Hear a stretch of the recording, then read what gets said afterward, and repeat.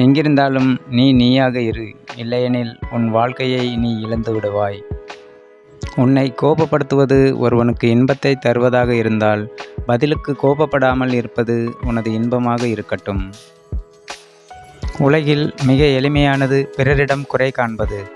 உலகில் மிக கடினமானது தன் குறையை தானே உணர்வது.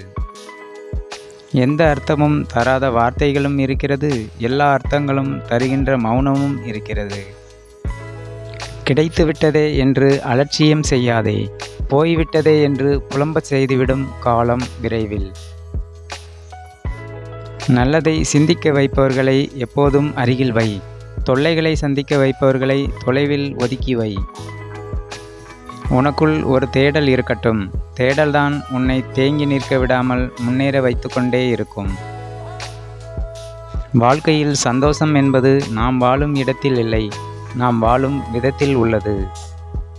அமைதியாக இருப்பவன் அனைவர் இதயங்களையும் எளிதாக வெற்றி கொள்வான். நேர்மையாக வாழ்ந்து பார், எத்தனை துரோகிகளை கடந்து வர வேண்டும் என்பது உனக்கு புரியும். பொய்களை எளிதாக நம்பும் இந்த உலகம் உண்மையை நிரூபிக்க ஆதாரம் கேட்கும்.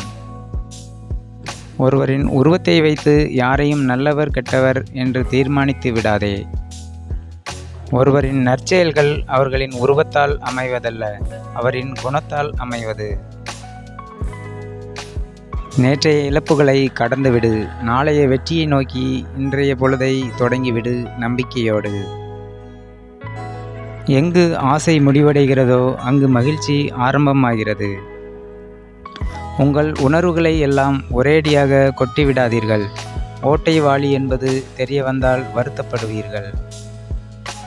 பூமியில் மனிதர்களுக்கு துணையாக இருப்பது புண்ணியம் மட்டுமே.